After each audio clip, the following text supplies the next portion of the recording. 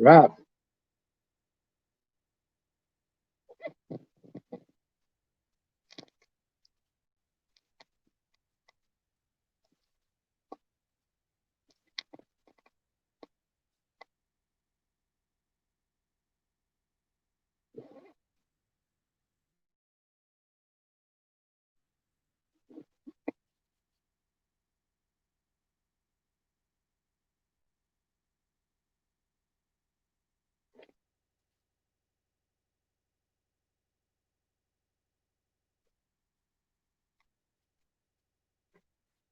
1, 2, 3. 1, 2, 3. 1, 2, 3. Okay. Can you hear me now? Can you hear me now, Rick? 1, 2, 3. 1, 3. 1, 2, 3. Okay. Can you hear me now, Rick? yes, I can. Welcome to the Raphael Dawkins Combat Talk Show. Yes. You're almost there, Rick. You're almost there. Raphael Dawkins Combat Radio, but that don't matter. That don't matter. What matters is that we have good people, good, lovely people like the lovely Monique Thompson, who told the Raphie that there was a technical difficulty. You know, you can always rely on a woman to tell you there's a technical difficulty, and that's the blessing of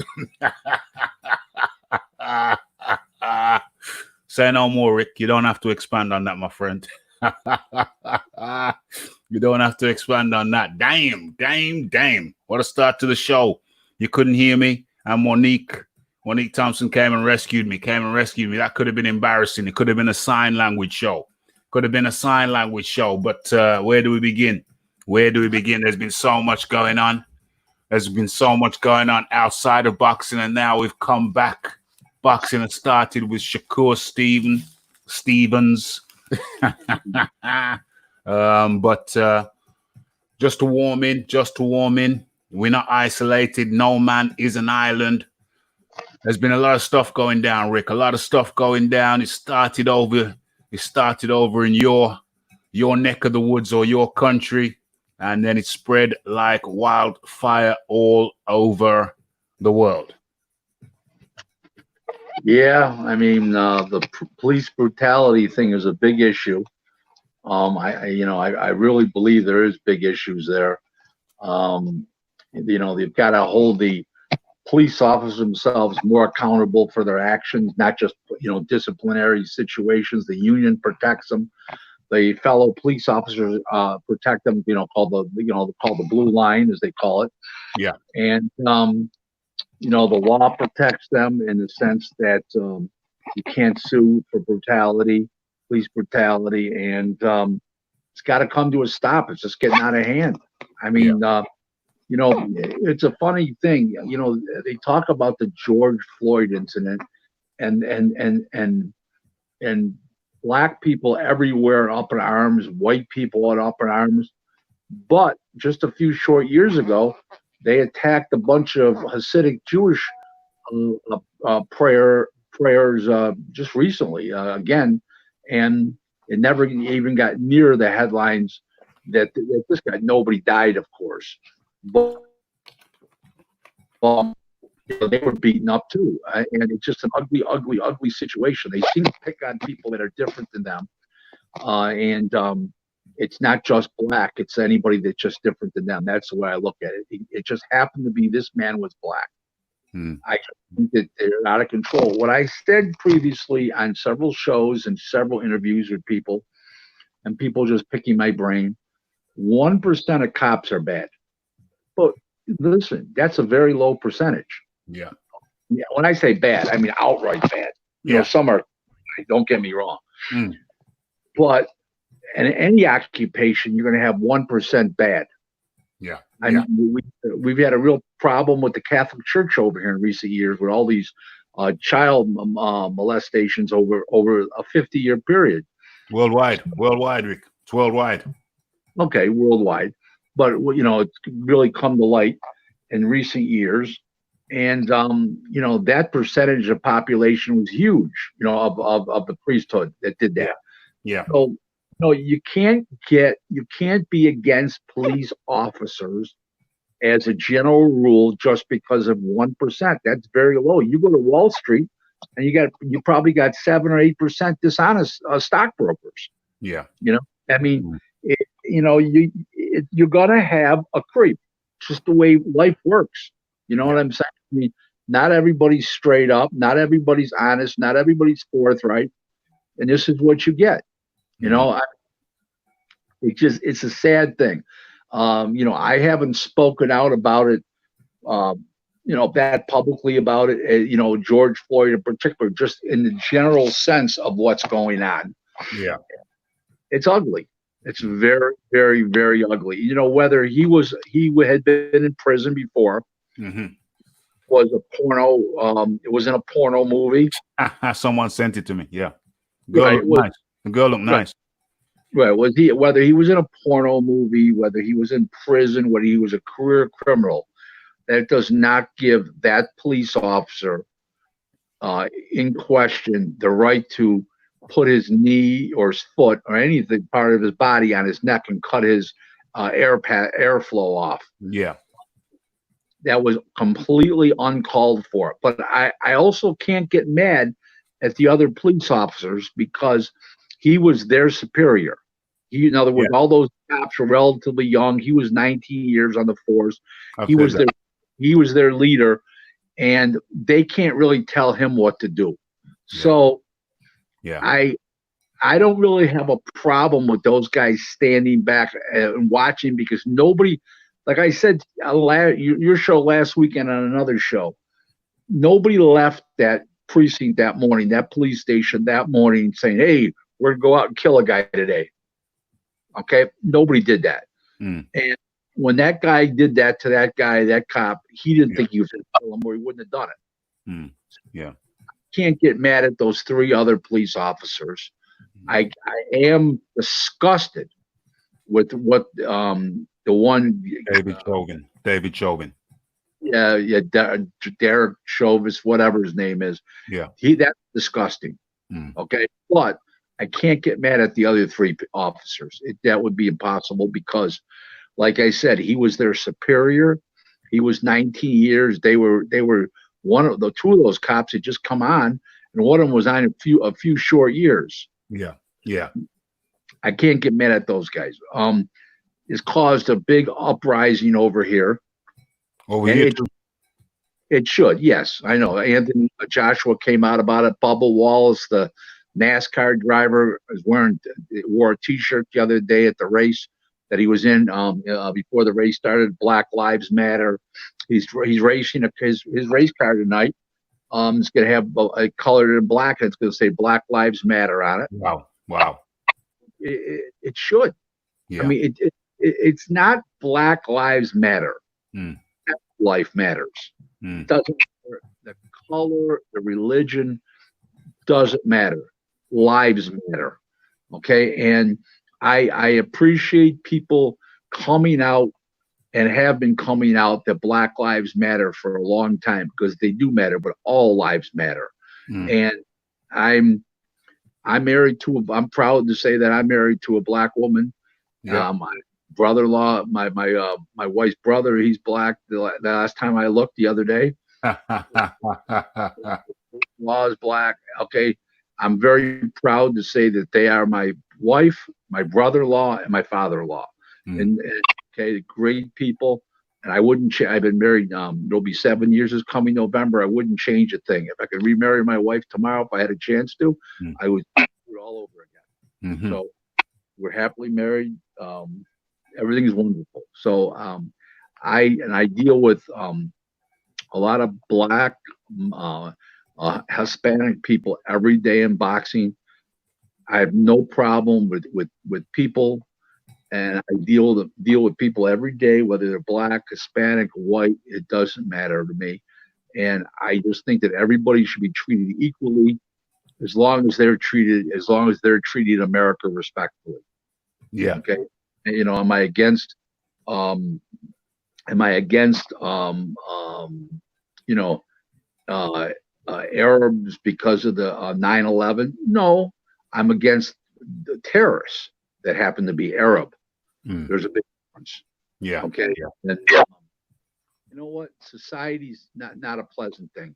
The Mm. world is pleasant right now. There's a lot of uprisings, but the George Floyd thing, everybody's stuck in the house because of coronavirus. I also think the George Floyd thing gave an excuse to come out and everybody get together. So I think that was a real issue too. That everybody's been stuck in the house all this time. They had nothing else to do. So and I don't mean that they wouldn't have come out otherwise, but I think that the pent up energy that everybody had contributed to all the uprisings. I'm not saying they wouldn't have done it. So far it's given them a place to go 13 nights in a row. 13 nights in a row. 13 nights in a row. It's been going down. They pushed the statue. Damn, I should have had that lined up. They pushed the statue. What was his name? Edmund Coulson. Damn, what recall? That's not like me. Edmund Coulson. Yeah. And he was, what's this squeakiness? What's the squeakiness? Okay. Never. Raph, these situations are never pleasant for anybody. There's no winner. Yeah. That's the problem. Yeah, that's right. Everybody's a loser when this happens. Everybody loses. Everybody's a loser. They pulled down the statue of Edmund Coulson in Bristol, down in Bristol. Should have had that lined up. It's quite impressive because it was a big old heavy iron statue, and they had some makeshift ropes, pulled it down from the plinth, dragged it over to the quay, flipped it over into the water. I mean, that thing must have stood for a good couple of 100 years. Well, yeah, at least a couple of 100. Well, I think it stood from his time. So we're talking at least 200 years ago, but they managed to pull that down and into the quay. Was it right or was it wrong? That's a different debate. But I know it was a damn good feat of ingenuity how they did that. That thing's been standing for 200 years or so. Okay, so we've had the Anthony Joshua thing. Anthony Joshua spoke on it, and the consequence of which is that some people have got upset. But let's face it, those people are probably already upset. Those people who got upset with Anthony Joshua said they've probably been upset for a long, long time. Rick Glaser. Yeah, you know what? He said support your local businesses. He didn't say, and he said support black business. He didn't say only black business. He didn't say don't spend any money anywhere else. I don't feel he did anything wrong. I don't feel he did anything wrong at all. I think he was correct in what he said. Nobody's ever detected any racism in him against white people. So I don't think that he did anything wrong. I think he's a classy guy, and I think that he meant what he said, and I think people took it wrong. And he was entitled to say what he did. He didn't say anything that was wrong, and I stand behind what he said. I don't find anything wrong with it or offensive. I know I wasn't offended. Mm-hmm. All I know is his promoter's white, his trainer's white. Everybody around him seems to be a white person. So a lot of white people. I don't think that's a lot of white people around. Anthony Joshua Marla up in the building. We're gonna switch over to boxing talk now. Monique in the building. Who else we got? We got Ray's in the building, and of course. We have Rick Glaser live and direct. Okay, so what's going on now? Where are we going to start? We're going to start with, looks like we're going to start with another big topic. Leighton Evelyn up in the building, but Philip Carl Roberts goes straight to the heart of it. He says, Rick, do you know if Wilder has recovered from his bicep surgery? I don't have fact that he did, but it stands the reason that he did because Aaron postponed the fight from July originally to October 3rd because of the coronavirus, not because of the injury. So I would believe that he's all right. Okay, now it's not going to happen October either. It may happen in December, they're talking about. But it was nothing to do with the injury. It was due to the no fans. So I would believe that he's recovered. Yeah. One would have to believe that. Okay, so where are we? All right, so we're gonna have to talk about it. We're gonna have to talk about it. The news came out today that Anthony Joshua and Tyson Fury have agreed to fight a 2-fight deal in 2021. What are your immediate thoughts on that subject, Rick Glaser? I don't like the announcement. I think they both have fights coming up. One is going to have a rematch with Wilder, and one of them has a mandatory. Joshua's got a mandatory with Pulev.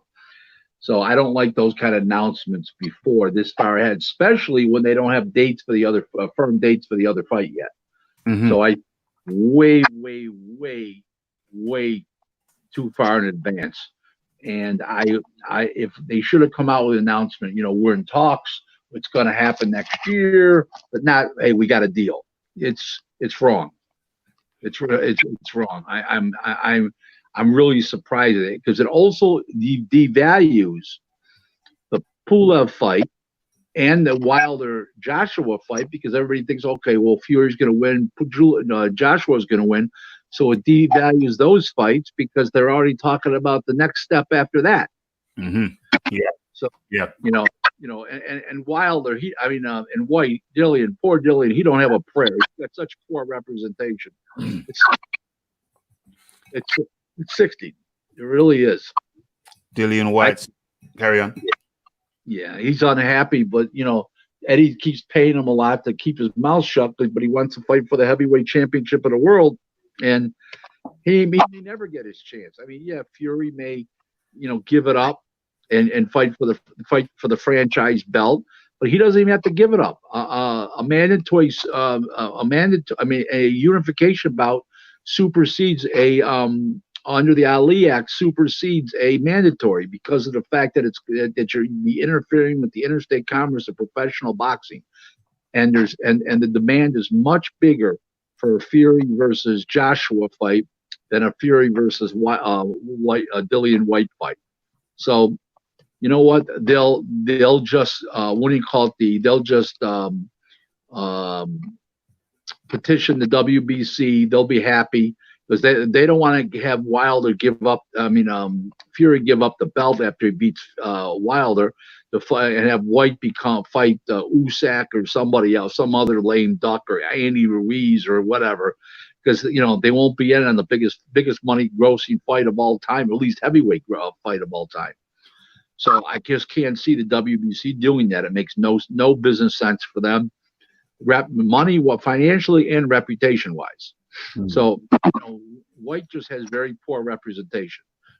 My problem with the White situation is Eddie doesn't give it 1,000% because he's got Joshua and he's got so many horses.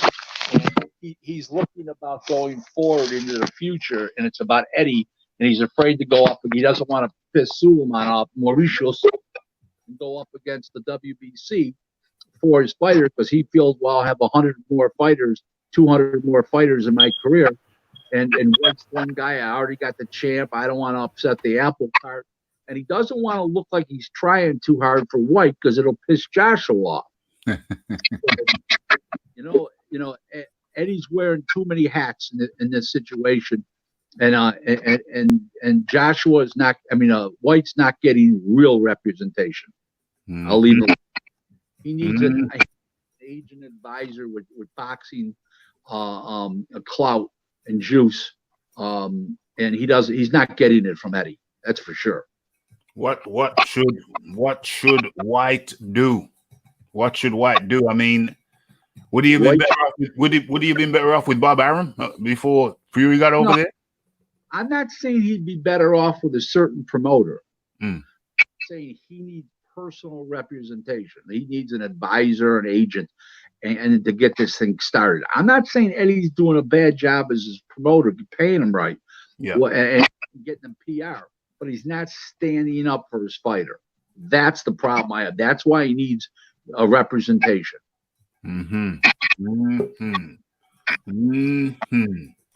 Okay, and in comes the late comer, Troy Graham. How do you do, Troy?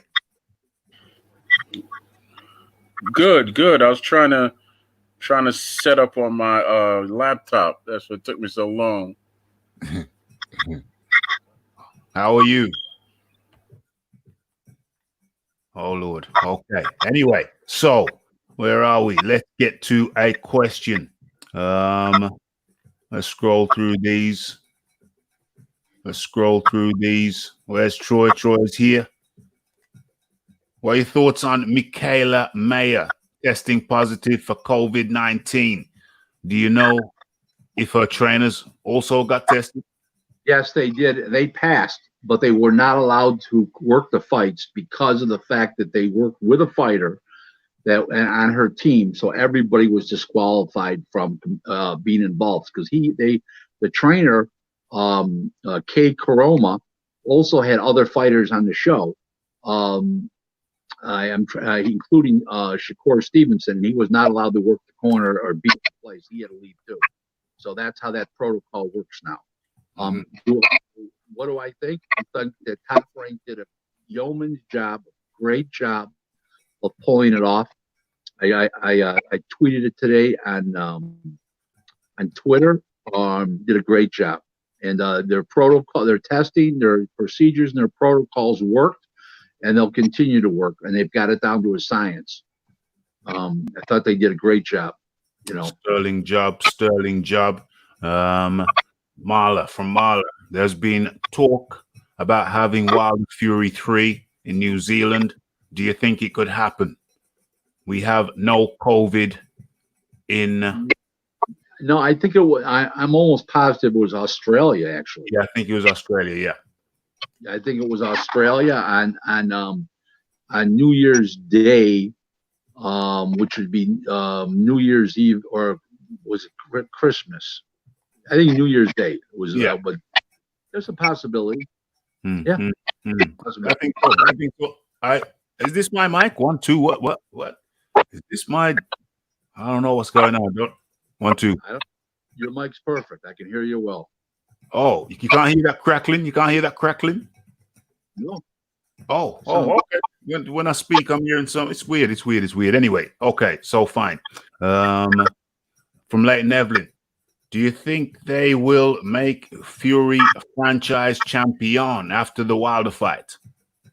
Well, they may, but what they really need to do is they need to petition the BC that keeps his title, and they go on, and then some kind of deal to go on, just something to make it happen.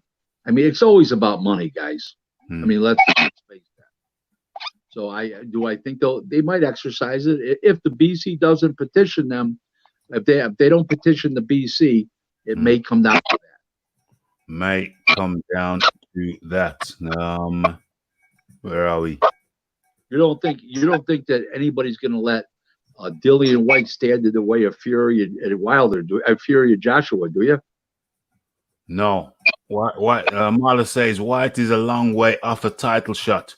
He should fight Parker. he should fight Parker again. Nobody wants to see that again. Nobody wants to see that. Nah. I'm sorry.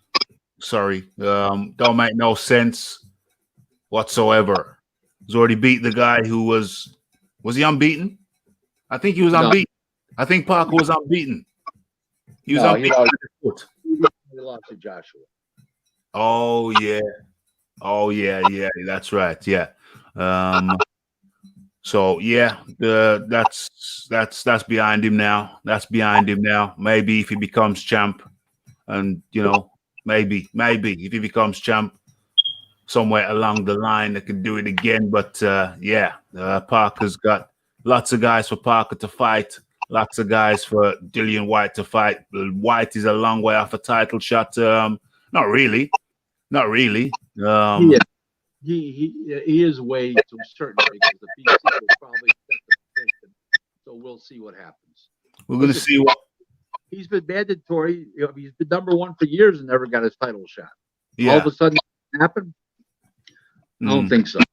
I don't think so. He's not fighting hard enough. Don't forget, Jay. Eddie's got Joshua. Eddie's not exactly going to stand in the way of Fury and Joshua for White, is he? But his biggest cash cow is Joshua.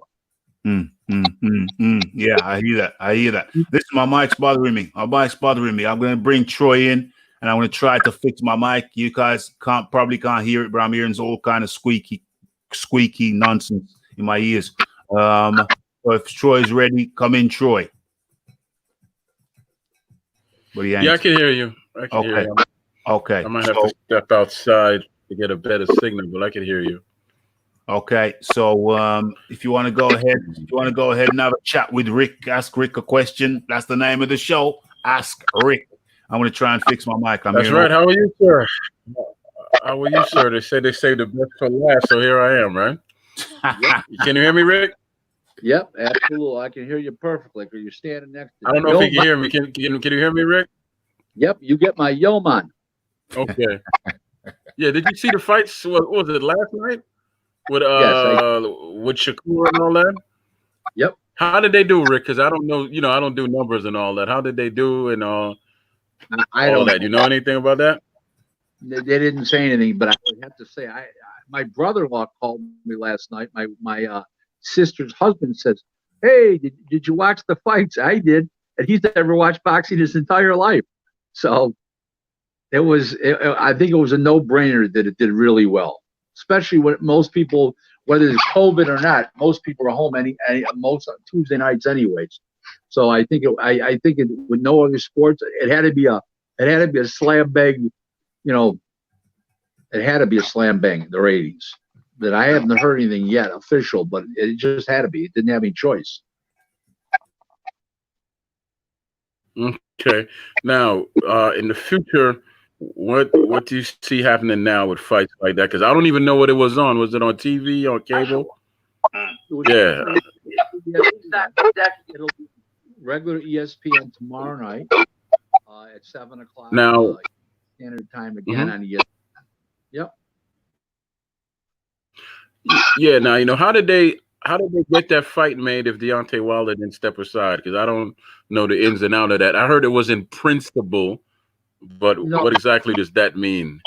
The Wilder's not stepping aside. Wilder's getting completed first, and Pulev is getting completed with Joshua. Then assuming Joshua wins and assuming Fury wins, then they're going to be fighting next year twice.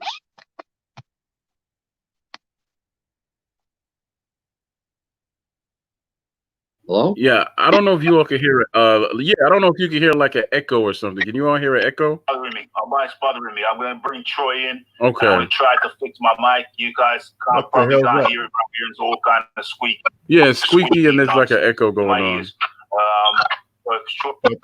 Troy, fire. Oh, you just Troy, fire. You had your audio playing there in the background there, Troy. Can you hear me? 1 2 1 2. I can hear you fine. Can you hear me? 1 2 1 2. Okay. I can hear you. Okay, fine. We got some feedback coming from your end, Troy. We got some feedback coming from your end. I can hear myself on a delay. No, it's not coming from my end because when I was trying to log in, it was definitely came from your end because when you muted your mic, it stopped. Anyway, so let's take a look at this here. Let's go back into the chat. No, done that one. White Viking Parker again makes no sense, says Leighton Evelyn. Who's excited about that fight? Zero. If The fight that people would get excited about around the world is Usyk and White. That's a fight they would get excited about. Yeah. Not nothing exciting right now about Joseph Parker. Yeah. Well, there you go. That's the reality. Let me see. I don't want to dwell on this White thing. We've gone over this White and Parker thing many, many times. The outcome's the same. It don't make no sense. Georgie Porgy up in the building. Ross Clark up in the building says, finally some good boxing talk today. Listen to a few clowns today, and I had to exit. Well, you can come over here, boxing talk with Raphie anytime and get some good boxing talk. And now we got Rick here that just shores that up even more. Okay. What's going on here? Ross Clark up in the building. We can hear that. We can hear the sound. Yeah. It's doing my head in. It's doing my absolute head in. I don't know what it is. It's coming. I don't know if it's coming from my side. I think it might be. I don't know what it is. It's horrible. But anyway, what's going on? Philip, great question. I'm looking for a question. Get your questions in, or I'll have to go into my question. Yes, the mic. Yeah, it's not the mic. It's the settings or something, bro. I don't know. It's normal settings. I don't know what's going on. What did you say? Yeah, there's an echo and then there's a time delay. How did we get that fight made if Deontay? I can hear it coming from you. I can hear you. I can hear my voice on your end when your mic's not muted. Yeah, because I don't know if you can hear the repeat. That's what I'm saying. That's coming from you. You're probably watching it on YouTube. You're probably watching this thing on YouTube rather than StreamYard. You should be watching it on YouTube, not StreamYard. I mean StreamYard, not YouTube. That's why you're getting the time lapse.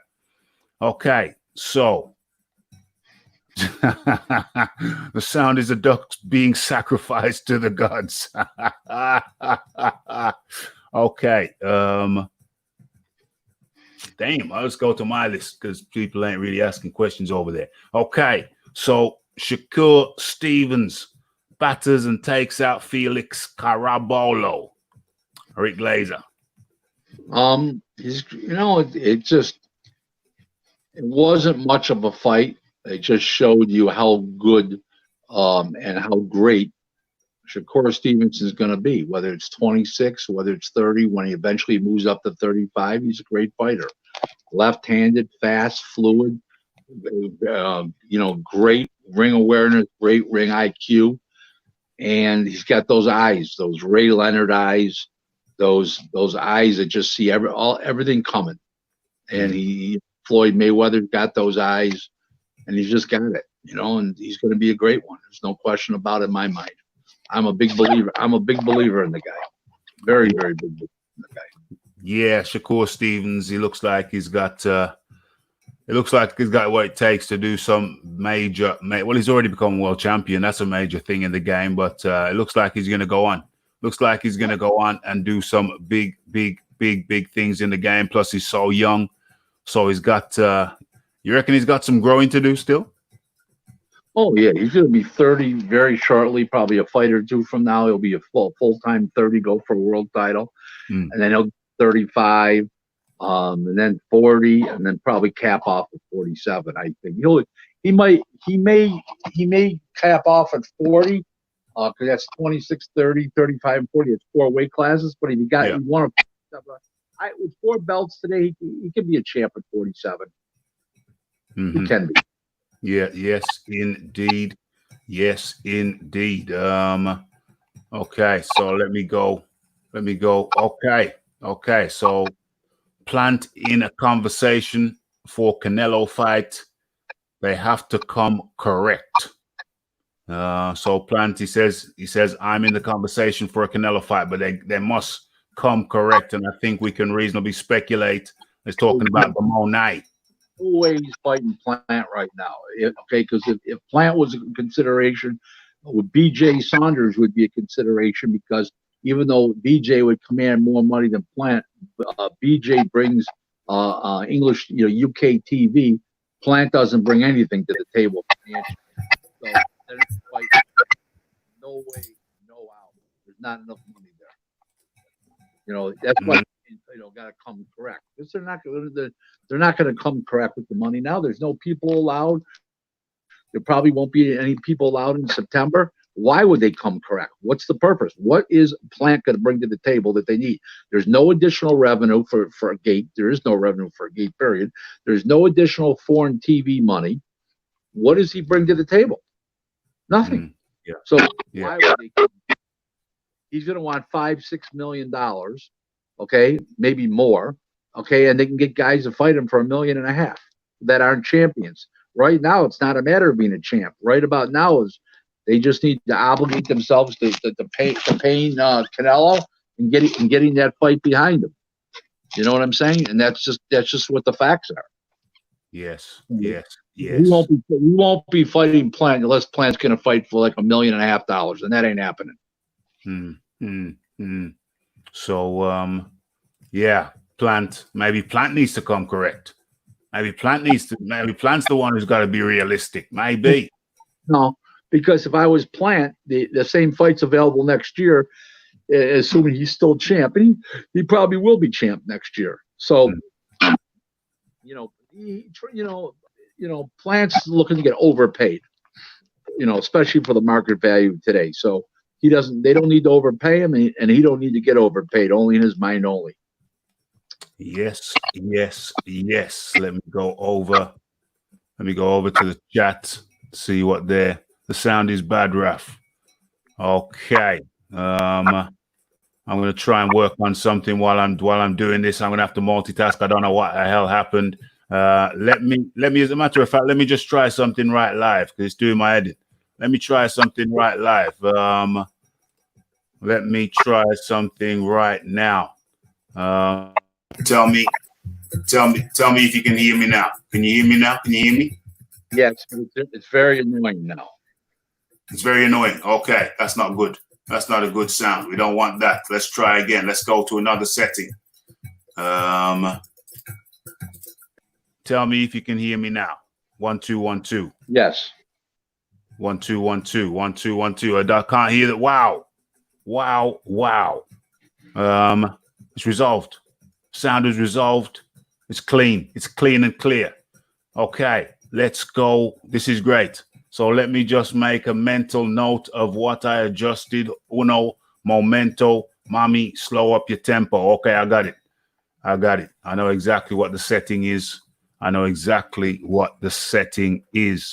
Okay, so yes, Earn with Hearn up in the building. Chisora is a dangerous, tough fight for Usyk. I don't think Rick agrees. Rick don't agree with that, Ross Scott. Well, what was that? Chisora is a dangerous, tough fight for Usyk. Sure. Oh yeah, definitely. Okay. Oh yeah. Okay. Oh yeah, definitely is. So Chisora's no joke. That's a tough fight, no question about it. I think Chisora. I mean, my hypothesis on Chisora's the best way for Chisora to win is that he's gonna have to do something that he doesn't normally. Well, Chisora. I mean, Usyk is hard to cut off. Usyk is a moving target. But to me, Chisora's best route to victory is just to take it to Chisora, take it to Chisora's body. Take it to how I think he's got to fight. I think he's got to fight kind of Joe Fraser style. I think he's got to fight Joe Fraser style. Rick Glaser, what say you? Chisora versus Usyk, Joe Fraser style. Ish.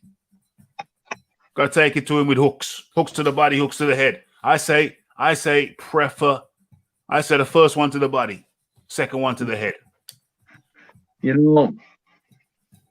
Usyk's got much faster feet than Chisora. He's a much better athlete, and he's more nimble. And it's going to be a tough fight no matter what. No matter what, it's going to be a tough fight. But I think Usyk wins, but I think it's a very, very good fight.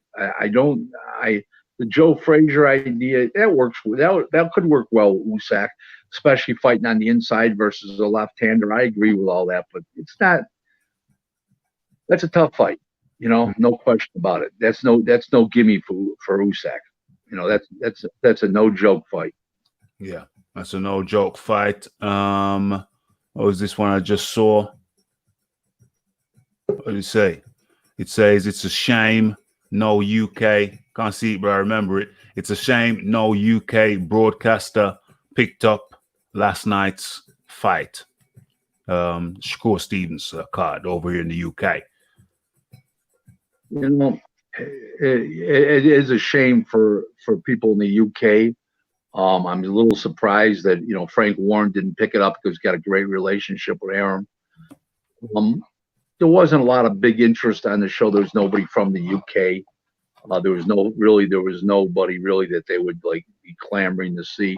They should have shown Shakur because of the fact that they keep talking about a Warrington fight, which is as I call the jerk off stage, because Eddie offered X amount of dollars and it wasn't enough. But he's got 3 fights with Warrington, and the first 2 he's not going to put him in. The third fight he'll go get him this fight because it won't matter if he wins or loses if he's not going to re-sign with Eddie.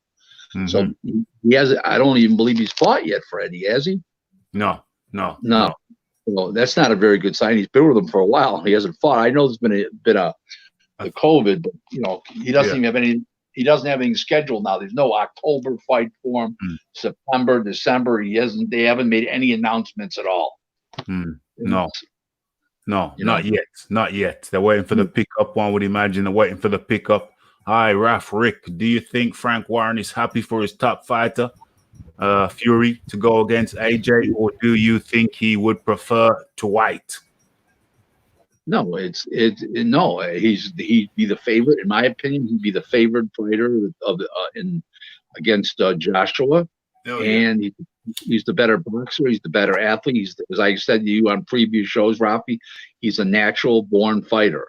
Where Joshua is an excellent fighter, but he's more manufactured. And I just think that Fury has got his jab is too good, his footwork, his ring intelligence is superior to than Joshua's, and I think that'll carry the day quite a bit between the ring IQ and that jab. I think he carries the day. Myself. I mean, for me, I think that Fury's the favorite, the clear favorite. I saw a poll over there on Twitter, and Fury was the massive favorite. It was like 1-3 in favor of Fury, which I accepted. If you ask my opinion, who do I think the favorite is? The favorite in my book is Fury. Why? Because he's been doing it since he was a kid. So if he started boxing at 8 and Joshua started at 18, he's always got a 10-year leap on him. He's always got a 10-year leap on him. Like I said on a previous show, he was named Tyson after Mike Tyson at birth. So, and if Mr. Fury, John Fury, wanted him to be Einstein, he would have called him Albert. So, there you go. Yeah, could have called him Prince Albert. Let's take a risk. Let's see what Troy's saying. How's your sound, Troy? Okay, so let's question from Ross Clark. If Joe Frazier style. I think he's got to fight Joe Frazier style. Glaser, what say you? When you unmuted yourself, Troy, I just heard myself speaking for about 5 seconds. I think you're watching this on YouTube. I think you need to be in StreamYard. But anyway, while you sort yourself out over there, I've got a question from Ross Clark. If Lomachenko beats Teofimo, would that count as undisputed? It's kind of confusing considering all these belts are out there. Not really, because he wouldn't have the what is it, the WBC belt where he's got the franchise champion and the other guy's he probably would be. Yeah, I would say he would be. Yeah. I would say he would. Yeah. They're secondary belts. The BA belt, these guys are secondary belt, and he's got the franchise belt. So the other one, so yeah, pretty much he'd be unified champ, undisputed. Yeah, I would say so. Yeah, pretty much. Eddie Hearn in the building. Rick, who is the most talented in your opinion out of Shakur Stevenson and Devin Haney? Shakur Stevenson, I'm going with Shakur Stevenson all day long. Definitely more talented, but Devin's got talent in his own right, but he's not quite as fast and elusive as Shakur is, and Shakur is more of a natural fighter himself. Totally agree with that. The one thing I disagree with you about between Joshua and Fury, while I remember it, is the athleticism. You think the athleticism goes to Tyson Fury? I think that Joshua is the better athlete. I think Joshua in a running race is much faster, right. Okay, and doing stuff like that. But in the boxing ring, so far it's shown that Fury is more athletic in a boxing ring.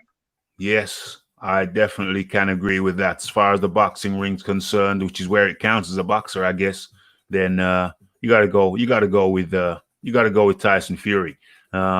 Further on, to add some of my observations on that question, which I forgot to do.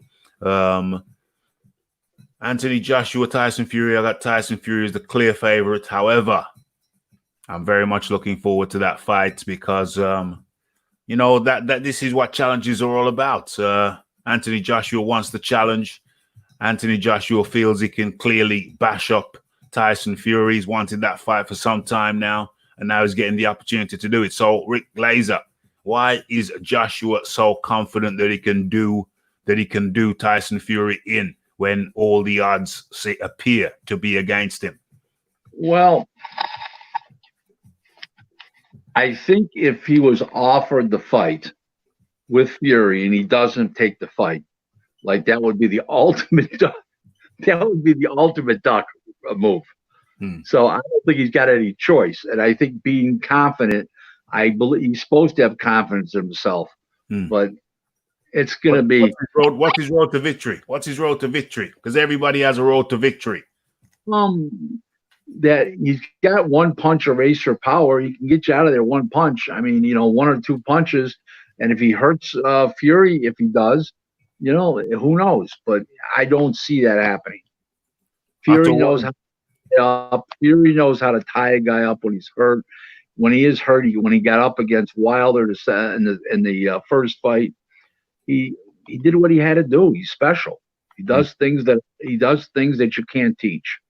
That's very important to know. He's talented. There's no doubt in my mind he is talented. We're talking about Tyson Fury. But then Anthony Joshua, starting at 18, he's on a good trajectory. Who's to say he can't nullify? He can't nullify and counter Fury's work. I happen to agree with you in that, but it doesn't stay. I'm not saying that Joshua can't win or won't win. I'm saying I don't see that happening. Right. He's got the tools. Don't get me wrong. He's got the arsenal of power, the big, strong guy, and anything can happen. They're heavyweights, and they both punch, especially Joshua is the better punchers power-wise. The other guy's got more speed and more natural rhythm and a more of a flipping jab, which will, in a fight like that, take precedent over the power jab that Joshua has. Yes. And I think we just answered Ross Clark's question, which is who you got out of Joshua and Fury. I think we both offered our opinion on that. I think Derevyanchenko is going to beat Charlo. Who you think wins that fight? Assuming they fight, I think Derevyanchenko will win. Can very well win. He may get robbed, but he will win the fight in the ring. Whether he gets a decision or not, it's the PBC. There's so many games being played on a nightly basis. But in the ring, Derevyanchenko wins. Coming thick and fast. Rick Glaser's got to take a sip of that, what it looks like carrot juice. Looks like carrot juice. Nope. It's actually iced tea, orange juice, and a little cranberry juice and a nice summer mix. Hey. So, Rick, who do you think, Fury or Joshua? I think Joshua comes in around 237. He will win. If Joshua comes in light. I don't care who comes in at. It has no bearing that at all. He's got to be in great shape. He's not going to pull what he did in the Ruiz fight the first time. He'll be like Ruiz fight the second time. He'll do his best, but if he fights like that, Fury beats him. And if he comes to Rumble, Fury beats him. I just don't. I feel Fury's too complete of a fighter. Yeah. Okay. Well, Rick and I have a difference of opinion on this. Well, we mainly agree on this. In so much that Fury is the more skilled fighter, boxer. Yes, totally agree. But I think that the trajectory of Anthony Joshua brought in new people to game plan. So he's now, the thing I like about Joshua is paying respect. He's paying the due respect to game planning. Can he find a game plan to beat Tyson Fury? I say yes, he can. But is Fury the better boxer? Yeah, I think so. Just time served. Just been doing it so much longer. Where are we now? How do you think DAZN and ESPN can work together for Joshua v Fury? Streaming versus PPV. That's an interesting question. It will not be on. It will not. There's no way that fight is on anything but pay-per-view. No way. No how. I don't care what country it's in. Now, is some impoverished country where they might pay $100,000 for the rights fees for it, or something like that, they might get it on free TV. But any country, the UK, United States, Canada, any of the big countries, Germany, it's going on pay-per-view. It's a world fight. It's the undisputed heavyweight championship of the world. I mean, how could it not be on pay-per-view? Imagine what the fighters are going to get a piece. It's got to be a pay-per-view. They don't have any choice. Damn. Damn. Something I hadn't really thought about. Damn. Better write that down. That seems like a big topic. Seems like the topic for a video. Or is it? It's going to be Joshua, AJ versus Fury. Or pay-per-view. That's a big one. That is a big one. Put it on pay-per-view. Here's what will happen. And DAZN will be partners with ESPN. Eddie will cut DAZN in, and everybody will be happy. But it won't be on DAZN or ESPN Plus or anything like that. That's a pay-per-view fight. That's pay-per-view. Damn. Food for thought. Big food for thought. Rumors suggest White versus Povetkin will take place on August the 15th in Hearn's back garden with no crowd.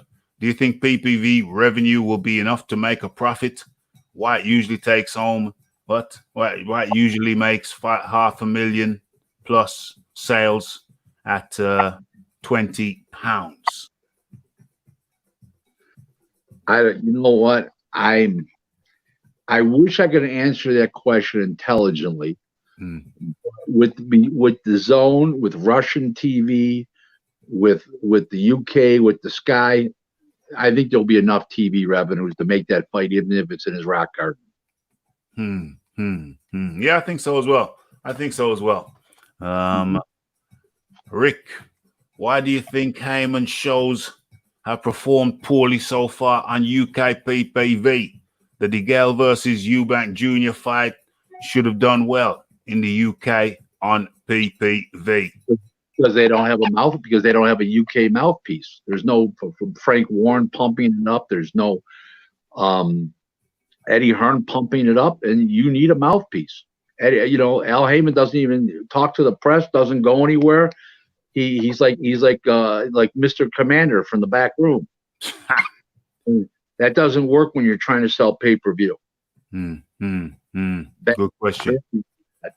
Very bad. Great question from Earn with Hearn. Good to see Earn with Hearn circling his way back around the internet universe to find his way back to Raphael Dawkins Combat Radio and Ask Rick. Okay, we're moving on. What's this here?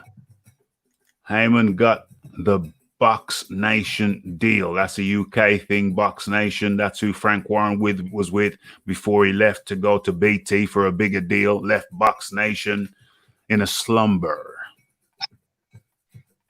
Means nothing. No. Fights will lose less money with a little more revenue. That's all it does. Who would have won out of Adonis Stevenson versus Kovalev? Says Ross Clark. Well, the best of Kovalev would have walked through Adonis Stevenson like Swiss cheese. Damn. No question about it. No question. Stevenson wouldn't fight anybody. He didn't have a good chin. He was just a guy. He good fast hands. He had little power. He couldn't box, and he didn't have a good chin. And he had the heart of a pea. Heart of a pea. Hilarious.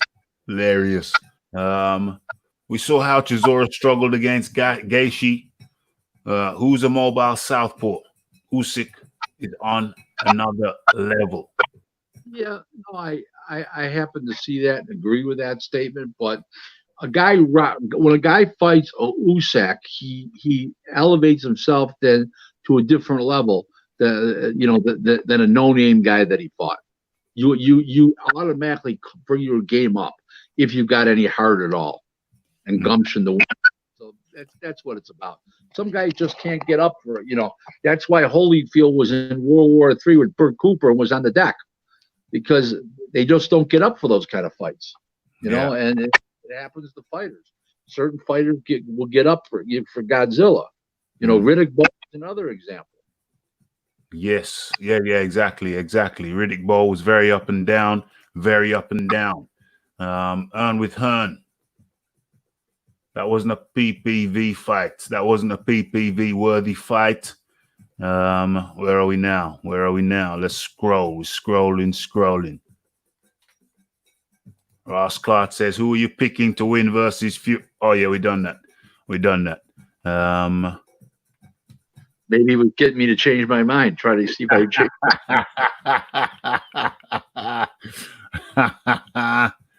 Oh, OMG. Okay, so the question from Reverend Pickles up in the building. Evening, fellas. How do you do, Reverend Pickles? Question. Kid Galahad said he's prepared to swim to America to fight Stevenson if Warrington isn't man enough. Thoughts? First of all, the question is a great question. I love Reverend Pickles. Absolutely. But that question is a little misleading because Warrington Stevenson was supposed to go over there, not come over here. So that question is a little misleading by accident, not with intent, of course. I would say that Kid Galahad would give him a decent fight, but he's not beating Shakur Stevenson. No way, no how.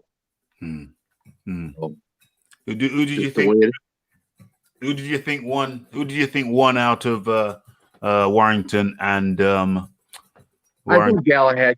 I thought Galahad they could have given it to him, and nobody, it was a close enough fight but I thought that Galahad really won. To be honest with you. I gotta be honest. If I'm honest, I thought Galahad could have won, but I'm kind of glad he didn't, because to me, he was wrestling in there more than boxing. Yeah, it makes sense. Yeah.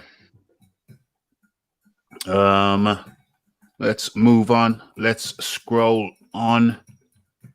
Question. Rick from Reverend Pickles again. What do you think to the WBC franchise belt. Do you think Fury will be made franchise champion anytime soon? We kind of touched on that earlier on, but let's touch on it again. Yeah, but they're going to do it. They're not going to allow. Nobody's going to allow and pay White any money. And White's not going to stand up for White against because he's got Joshua and he's going to look like a jerk if he does, and then Joshua's going to wonder where his loyalties lie. So Eddie's going to keep his mouth shut. Eddie's going to walk around with a muzzle on. So I just don't see that fight standing in the way of anything happening to Joshua and Fury. Joshua and Fury is so much bigger than anything White would have anything to do with. So I just don't, as they say, follow the money, and the money don't follow the White over Fury and Joshua. Yes. And interestingly enough, maybe I can share my screen with this. Where are we? Boom. I think everybody can see that. Bob Arum. I could see the WBC make Fury franchise champ, upgrade White. Okay, so in the last week, top-ranked CEO Bob Arum and heavyweight contender Dillian Whyte have traded words in the press. Whyte holds the WBC Council interim title, and is the mandatory challenger to the WBC full champion, Tyson Fury. Fury's contracted to fight Deontay Wilder in a trilogy fight, which is going to take place before the end of the year. Arum, who co-promotes Fury, recently made it clear that Whyte would simply have to wait a little longer. If Fury defeats Wilder, then Arum wants to match him in a huge unification against WBO, WBA, IBF, IBO, unified champion. There's also another thing you can do. You could also make after the two fights, the winner fight White, and White gets like maybe $2 million per fight to be on the under.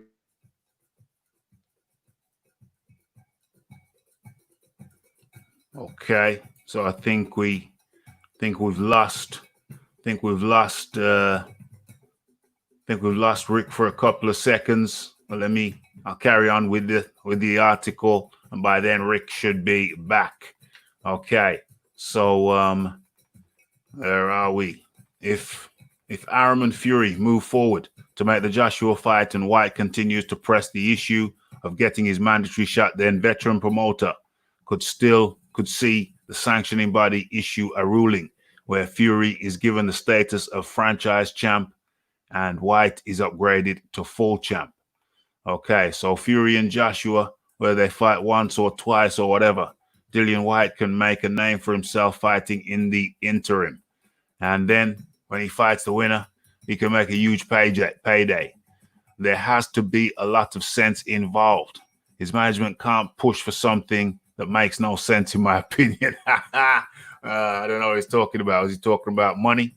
He's talking about sense? He's talking about financial sense? Is that what Bob Arum's talking about? The reaction to a lot of these mandatories, what the WBC did was to make a guy like Canelo a franchise champion. They made Lomachenko franchise champion, and that allowed Devin Haney to fight for the WBC title and not to bother Lomachenko with a mandatory fight. Particularly, these champions were elevated while these guys were fighting the top people around. Nobody's asking the WBC to make Tyson Fury a franchise champ. But if Dillian Whyte pursues the idea of fighting Tyson Fury before he fought Wilder again, and then Joshua, that would be the way I think the WBC would go.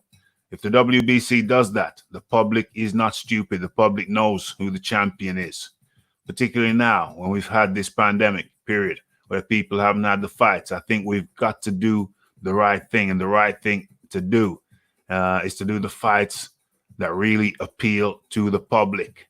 Franchise champion is a controversial new status from the WBC. A franchise champion has no mandatory obligations. and he's unable to lose his status even in defeat or moving up to a new weight. Okay, and then with Perf, who just came in? Was that Rick? I saw the pop. What's going on? Okay, where is Rick? Let's stop sharing. Okay, we've got an empty space over there, but I can't see Rick. Does Rick need the link? Does Rick need the link again? Boom. There is the link.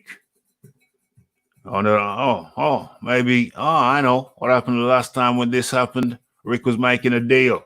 Rick was making a deal. So there from the statement, from the article that we saw. Where are we? Let me share that screen again. From the article which we saw, we could see that Bob Arum is not averse. Bob Arum would not be averse to Tyson Fury, to having Tyson Fury as a champion, franchise WBC champion, franchise champion.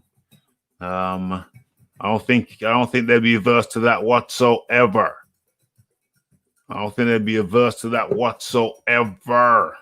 And boom, in comes once again Rick Glaser.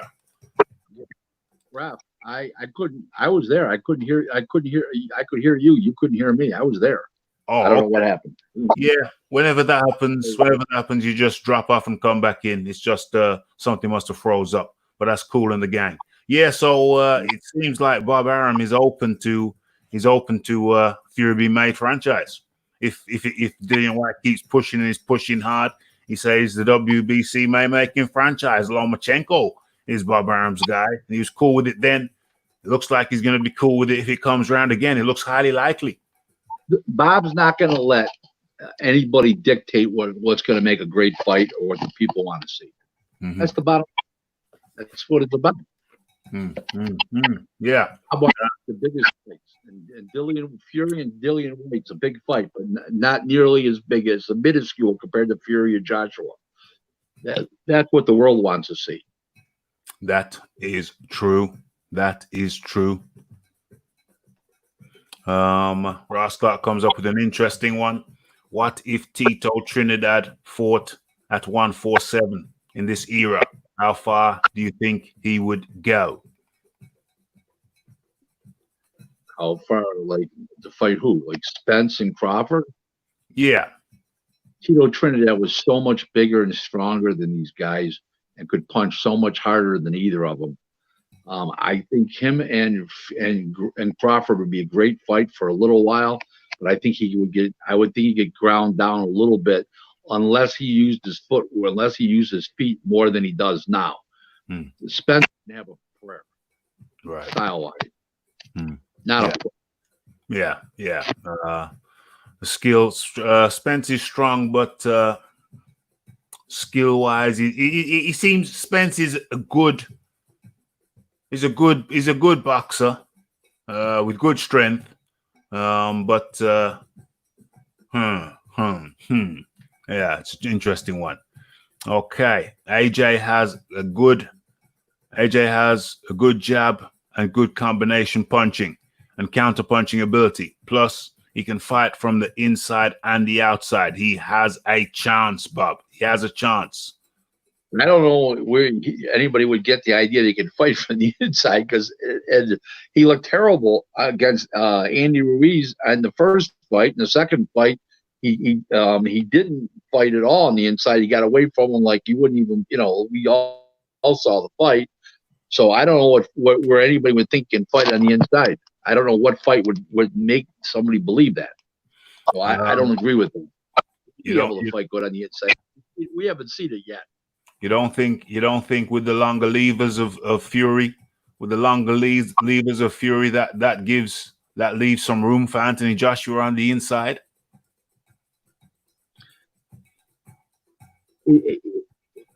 You're talking about physics, yes, but there's nothing that has shown me that Joshua can fight on the inside. Zero. Vladimir Klitschko fought on the inside, caught him with that nice uppercut on the inside, nearly snapped his head off. Yeah, I mean, I just don't see it. Okay. I don't think Josh kind of fighter. I don't think he's that. I just don't see that in Joshua. Rick Glaser is underestimating our boy Anthony Joshua. Believer, but the styles don't dictate that. Yeah. I hear what you're saying. That's cool. I believe it. I picked him to beat Vitaly Klitschko. I picked him to beat Martin, knock Martin out in a couple rounds. I believe in Joshua, just not against Fury. Not against Fury. And I also told him not to fight. I also told Eddie Hearn. I wrote him a letter not to fight Andy Ruiz. So there you go.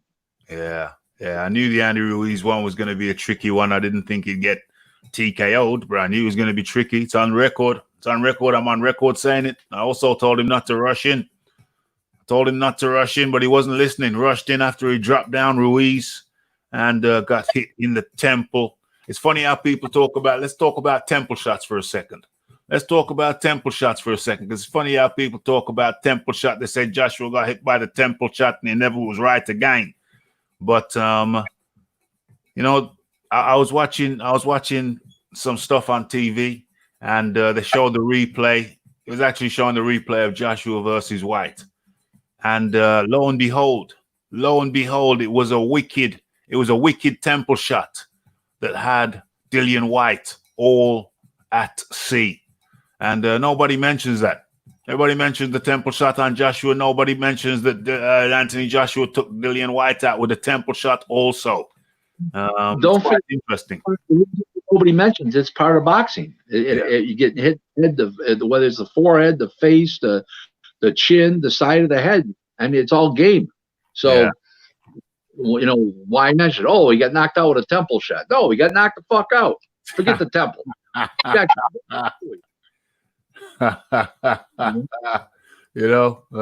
don't know if you get to see it. Maybe not. Well, there it was, but it was fast. We do get to see it, but it was fast. There it was. Too fast for the eye. Where are we? Where are we now? What's the next question? Who's got one? Let's have a look. Let's have a look.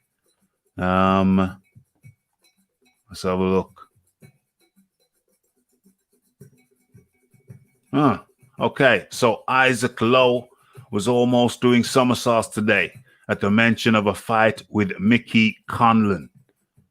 Rick, you got any thoughts on that? That ain't happening. It ain't happening. It's just like that. Just that simple. No. Colin doesn't bring any more additional. I'm sorry. Isaac Lowe doesn't bring any more additional TV revenues to pay both those guys too much money. And Colin sells out that building with 5,000 seats, no matter what happens in the smaller room at Madison Square Garden, and it's not going to do. And the rent factor goes from 150 to 500,000 for the big room compared to the small room there, and it's not going to do enough more ticket sales in the bigger room and look half-assed. So Isaac Lowe doesn't mean enough. Not far from it right now. So Isaac Lowe's a fighter. Don't get me wrong, but there's no reason for that fight. Zero. Okay. So there's been a lot of press. One of mine. There's been a lot of talk in the press about Clarissa Shields versus Layla Ali. I don't see it happening. She hasn't fought in 10 years. She's mothered kids, at least one that I know of. She went through a divorce. Her second husband here's a ex-wide receiver, Curtis Conway, I believe his name is. Her other husband was in boxing. He was a fighter, Johnny Yaya McClain. And I just don't think that that's happening. I just don't see it happening. They'd have to pay her millions of dollars, and she'd have to train for 8 months. And she's a 41-year-old woman. Come on, game's over. Still looking fine as hell, Rick. I didn't say she wasn't a good-looking woman. That she's a lot better looking than Clarissa Shields. We know that.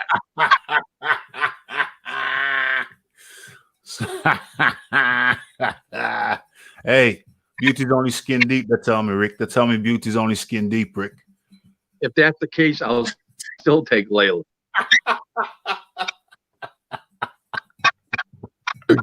OMG. Okay, let's move on. They say, Rick, they're saying you're underestimating. They're saying you're underestimating AJ's uppercut. You're underestimating AJ's uppercut. Listen, I think AJ beats every other heavyweight in the world, but not Tyson Fury. That's not underestimate anybody. I didn't call him a bum. I didn't say he wasn't worthy of being a world champ. I didn't say he's a second level fighter. Style wise, and the ring moxie, the ring intelligence that Fury brings to the table puts him on a different level in a head-to-head fight. Lomachenko at this one's from Ross Clot. Lomachenko. I mean, what a fight! I mean, I like Lomachenko just because I think that Azuma was great, but the unique things that Loma brings to the table besides left-handed and fluid, and he's on the other side. Remember something: Azuma Nelson was older, but he didn't look good against Pernell Whitaker at 135. He was older, but he didn't look good. Got played with. Yeah. And I think Lomachenko would do the same thing. Do the same thing to a prime Amazuma? Yes. Damn. Okay. So Amazula, I think Amazula gives Lomachenko hell prime for prime. Loma in favor of Lomachenko, though, it's that unusualness. It's that unusual movement. He's crafted that, and some people could say, I mean, I could easily imagine Lomachenko in his younger years not being a particularly hard hitter, and decided to work on his evasive skills as his punch power developed. It's just a theory, but I think that hard hitters, fighters who are hard hitters, they're not so concerned with refining their defensive prowess. They go with the hard hits. But if you're not so much of a killer with the fists, then I think you're more prone in your formative years to develop evasive skills. And I think that's my theory. That's my theory on Lomachenko. That's my theory on why I think he developed such good evasiveness. And I definitely think that would give him an edge in the Amazula Nelson fight on the Amazula Nelson side. Amazuma Nelson. Wow. What a fighter he was. What a fighter he was. So I'm not rolling out Amazula, but I have to say I give Loma the edge. I do give Loma the edge. Big Ant up in the building. Joshua has a high boxing IQ too. Look at the adjustments he made against Luis. Who? Ruiz, you mean? Ruiz. He knew he had to stay away to win. I like his game planning now. Well, that was a no-brainer. That was a no-brainer game plan. I mean, he exchanged with him the first time and got knocked the fuck out. So he had to move her out and box and do what he had to do. So that I just don't think he's smarter than Fury. I'm underestimating Joshua. I'm very high on him. He'll beat any other heavyweight in the world. Just not Fury. Just not Fury. We're gonna have to wait and see. I look forward to that fight. But the good thing is that it looks like they've got it made. So hallelujah. We're gonna see. Looks like we're gonna see Undisputed within 12 months. I'm excited. I am excited. Okay. So what's this? Troy Graham. I'm gonna work from the chat room. My signal is 100% out and crap on StreamYard. Okay. That was Troy Graham. And the Reverend Pickles says, question, Rick, I was impressed with Jared Anderson last night. Who trains him and how do you see his future progressing? You know anything about that guy, Jared Anderson? I know. You know what? I don't remember who trains him. I don't remember who trains him, but I was impressed last night too. He did a couple things wrong, but he's only 20 years old and it was only his fourth fight, and he was fighting a left-hander. So I was impressed too. I think he's got a big future, no question about that. You know, Top Rank will bring him along real slow. You know, he'll probably fight in July. He'll probably fight in September. Then again in November, he'll be all of a sudden he'll be 7-0, and you know he's so young, doesn't even have his man strength yet. He's a big strong guy already. I think they're gonna keep grooming him. I think he's gonna be 4.5 years away from a big fight probably. What weight is he again? What weight is Jared Anderson? Heavyweight. Heavy. Strong, fast hands, good fluid. He's 20 years old. It's a kid. It's a baby. Damn. Got a lot of growing to do, a lot of growing into it. It's 20 and showing a lot of promise.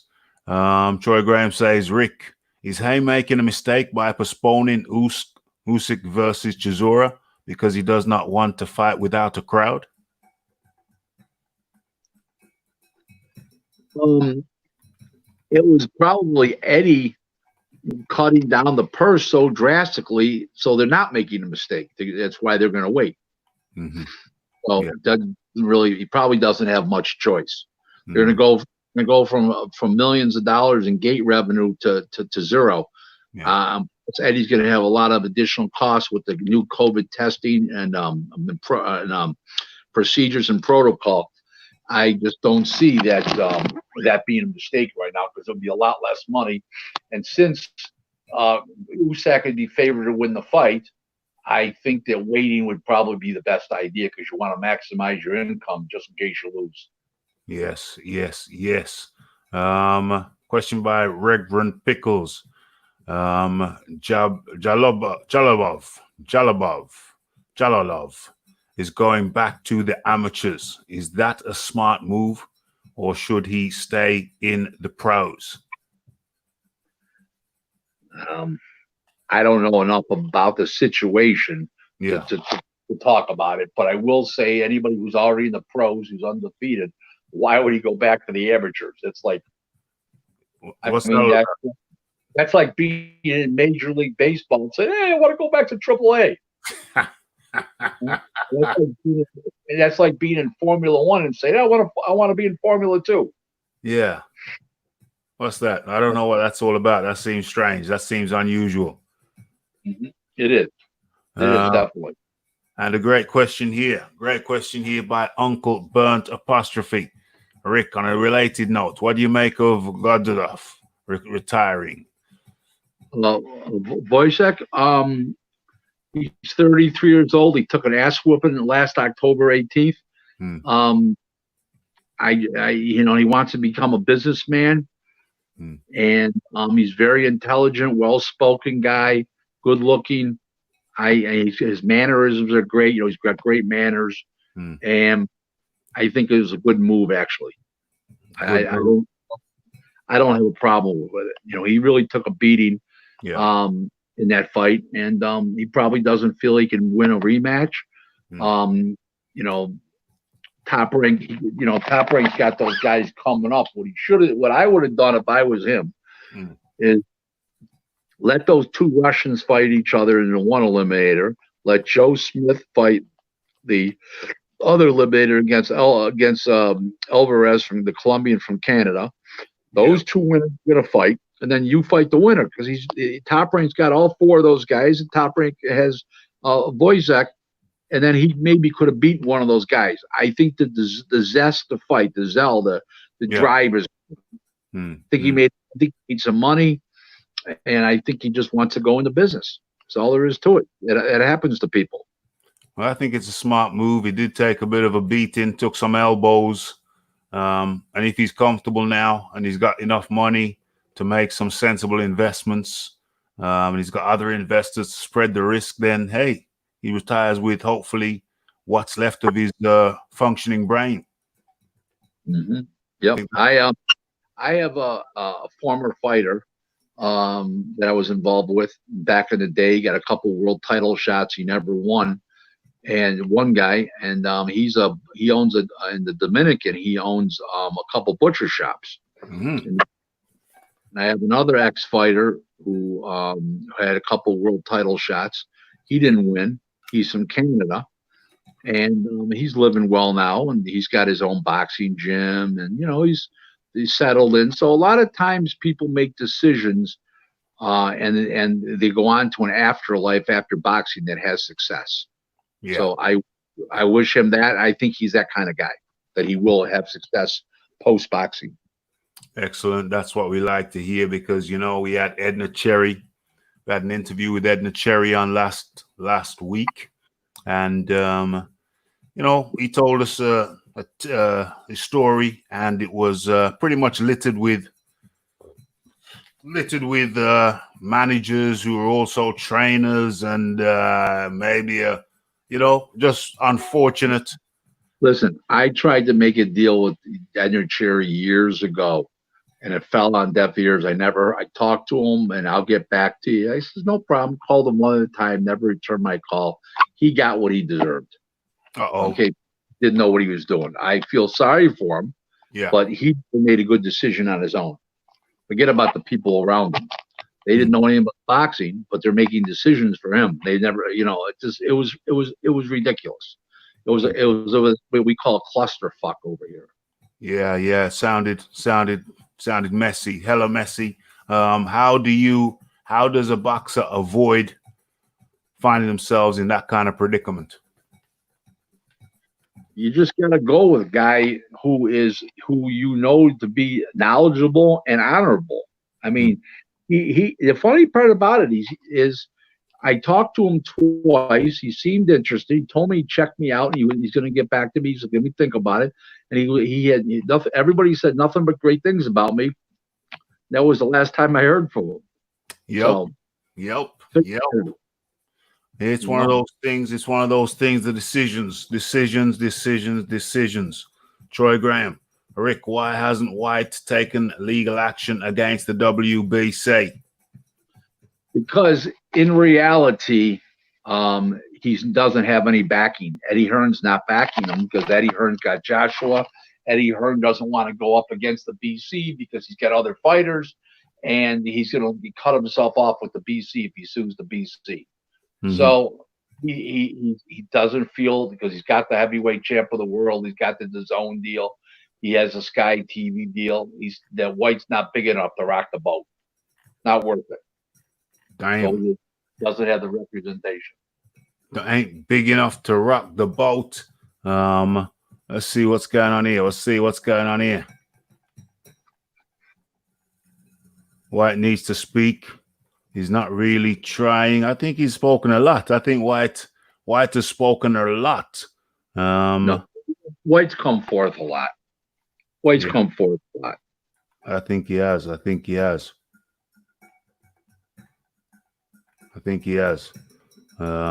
Where are we? Joshua does better with taller fighters. A good puncher can actually punch much harder. Punching upward, it's a bit counterintuitive. You want to get underneath your punch for greater power. Okay.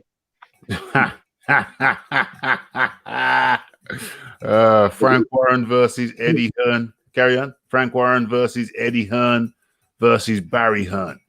Who's the best out of them three is promoting? Frank Warren, Eddie Hearn, Barry Hearn. Frank Warren, you remember this. Frank Warren's a Hall of Famer. Barry Hearn's a Hall of Famer.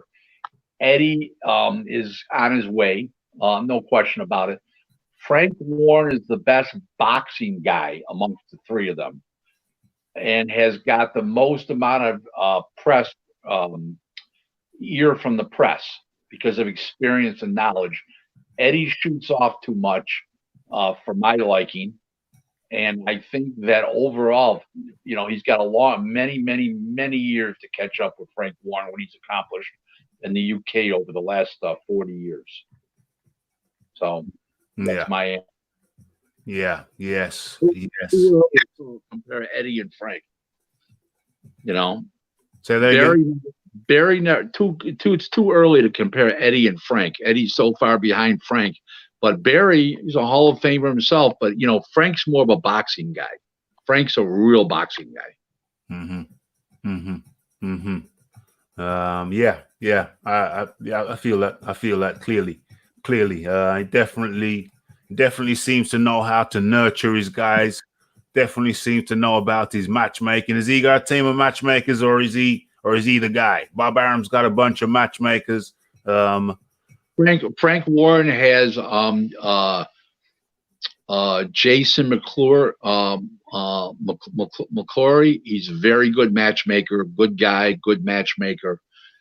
Frank Warren has a couple guys over there, and he's got this Eric Botcher over here. I'm not what they've done so far. I'm not impressed. Okay. It doesn't mean those guys are bad matchmakers. They could be getting overruled by Eddie. Yeah, I got you. So I don't know, but Eric Botcher, I know is not. He's just a guy. So Shakur Stevenson, I think I'm really a 130-pounder. When did he say that? Boom. Within the last 7 days. Well, you know what? He was in a short training camp.